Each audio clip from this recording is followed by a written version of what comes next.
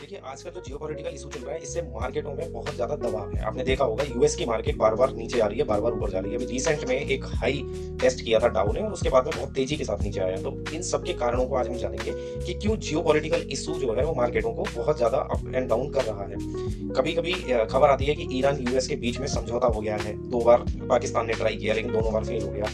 कुछ भी इसमें निष्कर्ष नहीं निकला है। अभी ऑनगोइंग सिचुएशन जो है वहाँ की वो काफ़ी ज़्यादा खराब है। आधे से ज़्यादा तो न्यूज़ में कवर भी नहीं हो रही है। यूएस और ईरान की ऑफिशियल्स की तरफ से कोई भी ठोस न्यूज़ नहीं आती है। बाकी सब पीटीआई है या फिर जो भी न्यूज़ एजेंसियाँ हैं, उनके हवाले से हमें सुनने को मिल जाता है क्योंकि ये भी बहुत डीप एनालिसिस करके हमारे लिए खबरें लाते हैं। ऐसा कोई ठोस मुद्दा है या फिर जो ईरान ने माँगा है, अब स्ट्रेट ऑफ हार्मुज़ एक ऐसा मुद्दा है कि जिस पर बहुत ज़्यादा बहस छिड़ी हुई है क्योंकि इस पर रसिया, इंडिया, चाइना, जापान जितनी भी कंट्री बड़ी-बड़ी कंट्री हैं, ये सब निर्भर हैं। स्ट्रेट ऑफ हार्मुज़ एक ऐसा गलियारा है जहाँ से दुनिया का 80 से 90% तेल जो है वो निकलता है। बाकी जगह भी निकलता है लेकिन जो सबसे ज़्यादा लोग यूज़ करते हैं वो इसी जगह का तेल यूज़ करते हैं और इसीलिए बहुत ज़्यादा प्रॉब्लम है। अब आप सोच रहे होंगे कि तेल से ही क्यों? अब तो सोलर आ गई। तो तेल से आपको समझने वाली बात है कि तेल से केमिकल निकलते हैं। ज़रूरी नहीं है कि आपकी जिस तेल को यूज़ करते हैं क्रूड ऑयल को उसमें केवल पेट्रोल और डीज़ल निकलती है। उससे बहुत सारी चीज़ें निकलती हैं। आपके ब्यूटी प्रोडक्ट्स जो हैं वो सभी इस पे निर्भर करते हैं। जितनी भी प्लास्टिक की चीज़ें हैं, जो भी एसेंशियल आइटम है उनमें सब में क्रूड ऑयल का उपयोग होता है। अगर कल की डेट में डाबर अपना तेल बनाना बंद कर दे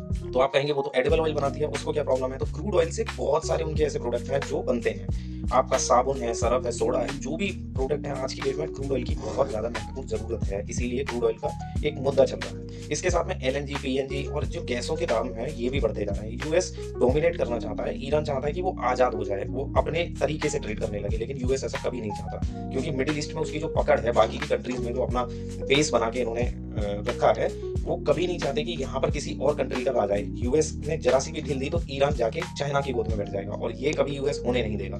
नॉर्थ कोरिया पहले से ही तैयार है अपनी मिसाइलें लेके कि भैया तुम अटैक करो, हम तुमसे पहले कर देंगे।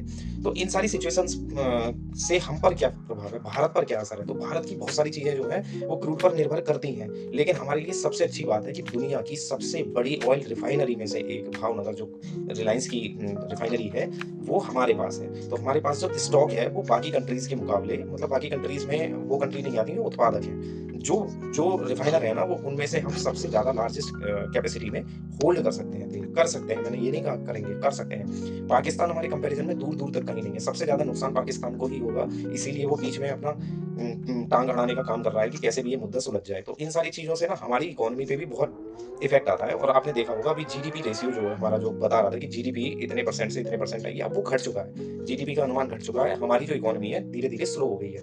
हालाँकि हमारे लिए सबसे अच्छी बात ये है कि एआई और टेक में हम ऊपर ही बढ़ते जा रहे हैं। चाइना के मुकाबले में हमारी बहुत सारी चीज़ें ऐसी हैं जो बेहतर हैं। आपको जगह-जगह जाके ब्लॉगर ये बताते हैं कि चाइना हमसे 100 साल आगे है, 50 साल आगे है, लेकिन उनमें और हम में बहुत डिफरेंस है। हमें हालाँकि बनना चाहिए चाइना की तरह, लेकिन अगर हम चाइना की तरह बन गए तो सबसे ज़्यादा दिक्कत हमें ही आएगी।